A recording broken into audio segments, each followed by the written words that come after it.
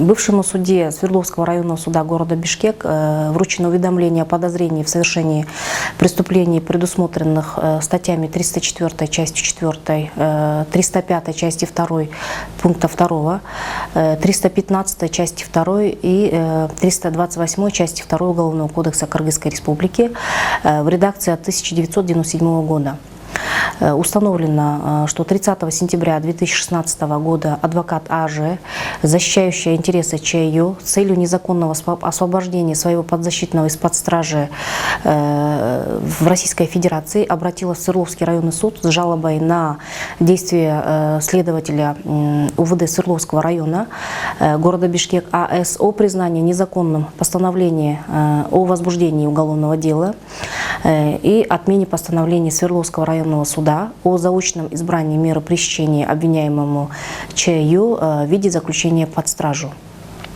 Далее, 4 октября 2016 года, без фактического рассмотрения вышеуказанной жалобы, судья, выходя за пределы своих должностных полномочий, заведомо зная о неправосудности своего решения, с целью незаконного освобождения от уголовной ответственности разыскиваемого ЧАЮ, своим постановлением, нарушая все принципы уголовного судопроизводства, отменил постановление следователя А.С. о возбуждении уголовного дела о привлечении в качестве обвиняемого в совершении преступления, предусмотренного частью пункта 4 части 2 статьи 166 Уголовного кодекса, а также постановление Свердловского районного суда о заочном избрании меры пресечения в отношении разыскиваемого в виде заключения под стражу.